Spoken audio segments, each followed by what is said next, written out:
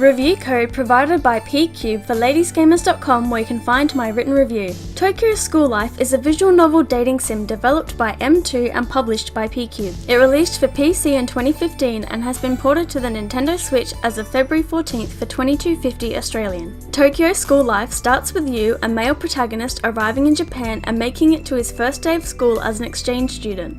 The exchange is for 2 months, and for some reason you didn't have time to arrive any earlier than just before school. This results in some unfortunate introductions with the trio of female characters, who, it turns out, are residing at the same dormitory you are. Eventually things cool down and you become close friends. Karen is a tsundere who loves cute things. Sakura is a sickly closet otaku. Aoi is kind, a great cook, and athletic. There aren't a lot of dialogue choices, but the few do matter, as halfway through the game you'll be able to choose which girl you go after, which was when I noticed that Karen didn't quite like me. Not that it's hard to get the right one without a guide. Once you've picked though, you can just enjoy the ride as you won't have to say anything.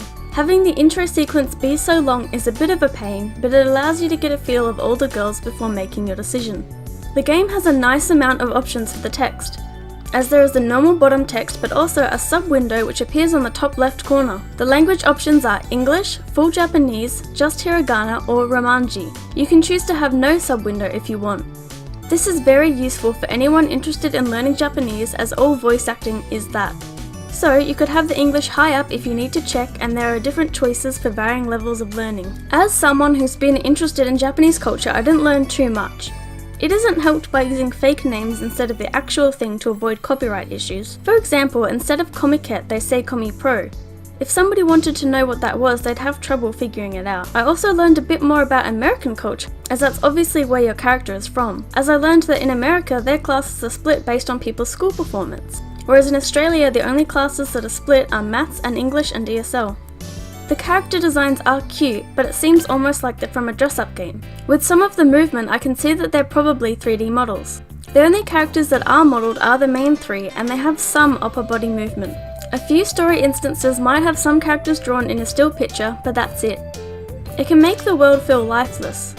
Sometimes the backgrounds are actually just photographs with things blurred out. Their models are also depicted as walking without the background changing, and it looks a little odd. The bit behind the main text is also semi-transparent, which might make it hard to read for some people. The music isn't particularly special, just normal visual novel style tracks.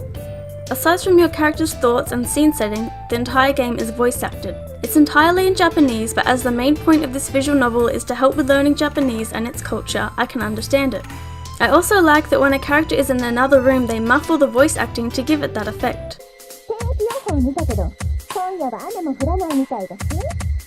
They also have some times where they speak a line of English and it is just so cute I could die. Nice to meet you. Do you speak Japanese? I will speak whatever language you prefer.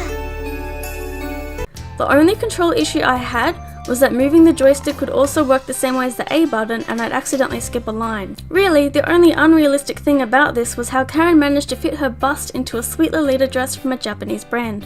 There are a few sections of pervy dialogue, such as when one needs help with sunscreen, as well as a couple of scenes where you accidentally walk in on changing so they are half dressed. But on the whole, it's quite a cute and mostly wholesome game that left a smile on my face. Make sure you watch for the after credits segments. It's a bit short, maybe around 5-ish hours, but I feel the price reflects that. I give Tokyo School Life a 7 out of 10.